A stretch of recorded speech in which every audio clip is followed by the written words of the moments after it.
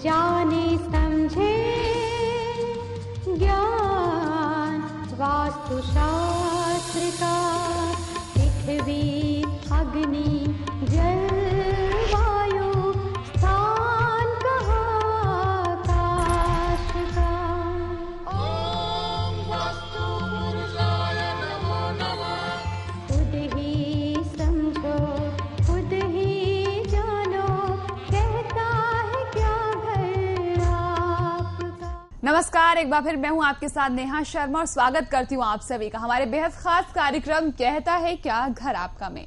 और दर्शकों, आप जानते हैं कि फिलहाल इस कार्यक्रम में हम नक्शे नहीं ले रहे हैं, हम यहाँ पर आपको वास्तुशास्त्र की जानकारी दे रहे हैं। वास्तुशास्त्र की क्लासेस ज्ञानी जी लगातार आपको दे रहे हैं और बहुत सारी जानकारियां लगातार इस मंच के माध्यम से आप लोगों को देने की कोशिश हमारी होती है। आज भी बहुत सारी बातें करेंगे, बहुत सारी बातें वो क्या है, क्या जानकारी आप लोगों को मिलने वाली है, ये सब मैं आपको बताऊंगी ज्ञानी जी का स्वागत करने के बाद। तो चलिए शुरुआत करते हैं कार्यक्रम की और स्वागत करते हैं हमारे साथ मौजूद वास्तु एक्सपर्ट मिस्टर महेश जी का। ज्ञानी जी, बहुत बहुत स्वागत है आपका। नमस्कार। नमस्कार। नमस्कार।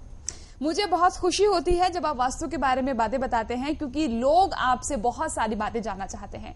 लोगों की शिकायत रहती है कि आप गुजरात में रहते हैं, वो नेपाल, पाकिस्तान, बहुत दूर दूर क्षेत्रों में रहकर आपका प्रोग्राम देखते हैं, लेकिन किसी कारणवश आपके पास वो नहीं आ पाते। इसलिए वो आपसे चाहते हैं कि आप वास्तु के बारे में उन्हें बेहतरीन जानकारियां दें, ताकि उनके घर में जो वास्तु दोष है वो उसका निवारण घर बैठे ही प्राप्त करें। नेहा जी, हमारा प्रयास इस मंच पर यही है कि आप सब लोग देवों के इस जादुई शास्त्र को या आशीर्वाद रूपी शास्त्र को खुद समझें और नए मकान वास्तु आधारित कब बनेंगे ये तो मैं भी नहीं जानता हूं, क्योंकि जब तक सरकारें नियम नहीं बनाती है कि वास्तु आधारित हर भवन निर्माण होना चाहिए, तब तक तो ये होगा नहीं। एक बात। दूसरी बात यह है कि हम ऑलरेडी बहुत सारे वास्तु विरुद्ध घर में रह रहे हैं और हम समस्याओं को से लड़ रहे हैं। जीवन हम सबका संघर्षमयी हो गया है, सरल जीवन किसी का नहीं है। तो अब इन संघर्षों में से अगर आपको मुक्त होना है तो जाहिर सी बात है कि आप वेरियस शास्त्री के पास जाते हैं। जब आदमी पीड़ित होता है तो कहता है कि चलो यार इस शास्त्री के पास शायद मुझे हल मिल जाए, चलो यार इसके पास मिल जाए, इसके पास, तो वो भटकता है। और वो मैं समझता हूं कि 1975 से भटक ही रहा है, 2012 तक हम आ गए हैं और वो भटक ही रहे हैं, उनकी समस्याओं का हल उनके पास नहीं है। तो वास्तुशास्त्र की अहमियत क्या है ये मैं आपको थोड़े में समझाना चाहता हूं। फर्ज कर लो कि 23 साल की लड़की के पिताजी किसी ज्योतिष शास्त्री के पास जाते हैं और कहते हैं भैया मेरी जो बेटिया है वो 23 साल की हो गई है, आप मुझे बताएं कि मेरी बेटी की शादी कब होगी। तो बताया जाता है कि 12 अगस्त को आपकी बेटी की शादी होने की एक योग दिख रहा है, जो सही बताया गया है। मैं ज्योतिष शास्त्री प्लानिंग का शास्त्र है, वो प्लानिंग अच्छी देते हैं कि भाई 12 अगस्त को एक योग बनता है, आपकी बेटी की शादी 12 अगस्त को होने की संभावना पूरी दिखाई दे रही है। प्रयास होते हैं, लड़का ढूंढने का प्रयास होता है, लड़का देखा जाता है, ये होता है वो होता है, बात नहीं बनी, 12 अगस्त निकल गई। फिर से गए ज्योतिष जी के पास कि भैया 12 अगस्त तो निकल गई, लड़की का ब्याह नहीं हुआ। तो वो कहते हैं 23 अप्रैल को एक और योग दिखाई देता है, जो भी एक सच्चा योग है। और आप चाहें तो ये देख सकते हैं कि वही आदमी फिर एक दूसरे ज्योतिष शास्त्री के पास जाएगा तो दूसरा वाला भी बोलेगा 23 अप्रैल को योग दिख रहा है, और थर्ड ओपिनियन लेने जाएगा तो वो भी कहेगा 23 अप्रैल को एक योग दिख रहा है। इसका मतलब ये जो डिसीजन आया है 23 अप्रैल को शादी का योग बनता है, ये एक साइंटिफिक डिसीजन है, क्योंकि 3 ज्योतिष शास्त्रियों ने 23 अप्रैल की डेट दिखाई है। ठीक है, मतलब तीनों गलत नहीं हो सकते, तीनों सही ही हो सकते हैं। 23 अप्रैल निकल गई, शादी नहीं हुई। ठीक है, अब देखते देखते 10-20 ज्योतिष बदल गए, देखते देखते 10-20 योग निकल गए और लड़की 28-30 साल की हो गई। और हर बार ये कहा गया इस योग में शादी है, इस योग में शादी है, लेकिन शादी नहीं हुई। ये किस्से आपने देखे हैं, सुने हैं, हमारी नजरों के सामने हैं। हमारी ही घरों की बहन बेटियां हैं जिनकी शादी के योग कहीं निकल गए लेकिन शादी नहीं हुई। या परदेश किसी को जाना है तो भैया आप 18 जून को हवाई जहाज में बैठे होंगे पड़ोस की दुकान से स्टैम्प पेपर ले आओ, लिख के दे दूं, ऐसा ज्योतिष शास्त्री ने ऐलान कर दिया। जाहिर सी बात है उसे अपने नॉलेज पर पूरा भरोसा है और वो देख रहा है कि 28 जून को ये लड़का हवाई जहाज में बैठा होगा। उसके बावजूद 18 जून निकल गई, वो लड़का हवाई जहाज में नहीं बैठता है। तो ऐसी क्या वजह है कि वो योग होने के बावजूद वो बात नहीं बनी? वो कौन सा शास्त्र है, वो कौन सा फैक्टर है जो ज्योतिष शास्त्र को ओवर रूल कर जाता है? कोई तो होगा, क्योंकि ज्योतिष शास्त्र में आमतौर पे ये देखा गया है कि 50% या 60% एरर आती है। हर बार ज्योतिष शास्त्र सही नहीं उसका कथन होता है, टेक्निकली सही है वो, लेकिन हकीकत में जो नतीजा आता है वो सही नहीं आता है।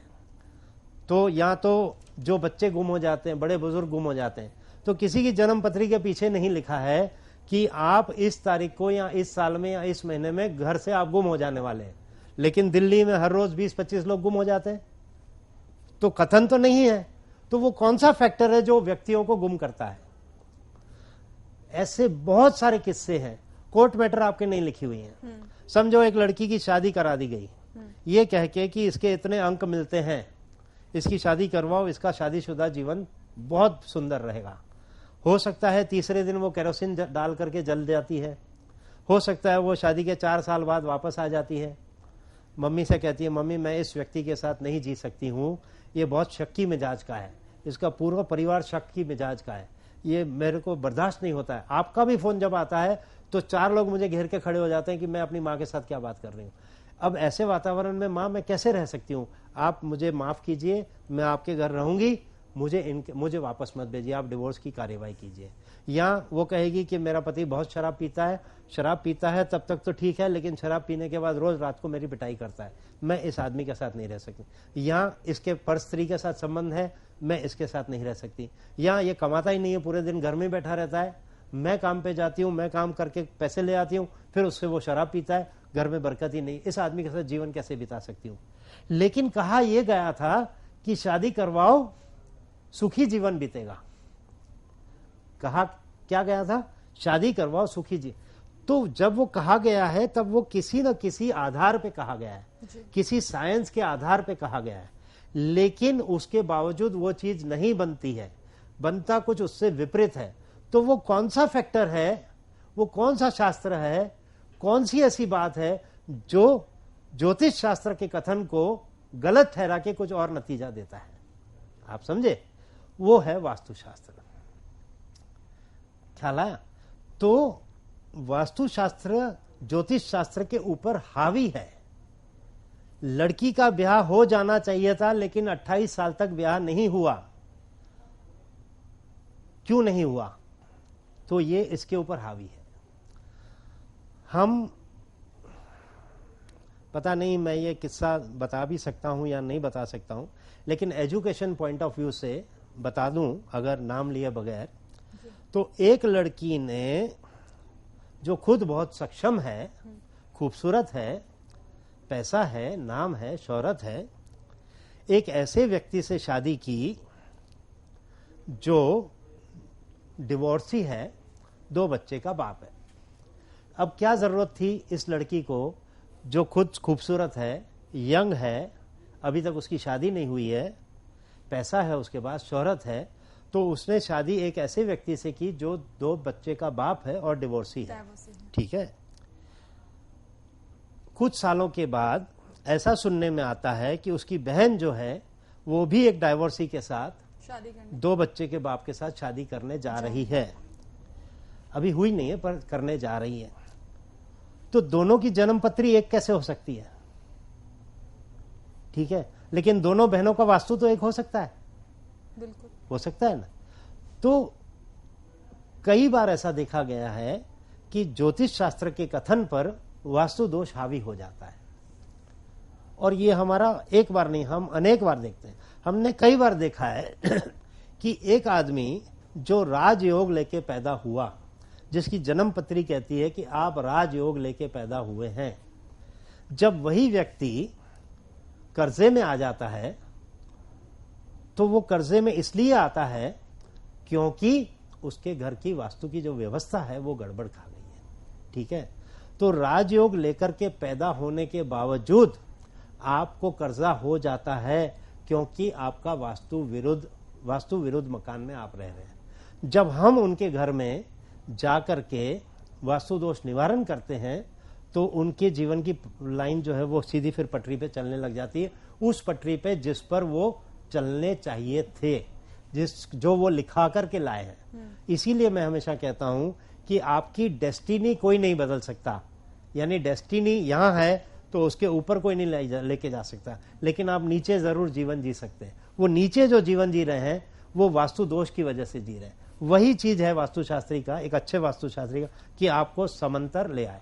मतलब इस लड़की का ब्याह 23 साल में हो जाना चाहिए था, क्योंकि योग साफ साफ दिख रहा था, लेकिन इस लड़की का ब्याह 30 साल की उम्र में होता है, तो मोटा मोटा जवानी तो उसकी बीत गई। अब हर चीज उसकी लेट चलेगी। ठीक है, अब क्या होता है कि आपने कह दिया कि भैया ये लड़की का ब्याह 23 साल को हो जाना चाहिए था, 24 में भी योग था, 26 में भी योग था, 27 में भी था, 28, 29 में भी था, 30 साल। अब जब नहीं होता है तो आपको बताया जाता है कि आपको पितृदोष लग रहा है। अच्छा, अगर हो जाता तो कोई पितृदोष नहीं लगता था, नहीं हो रहा है तो आपको एक बताया जाता है पितृदोष लग रहा है जी।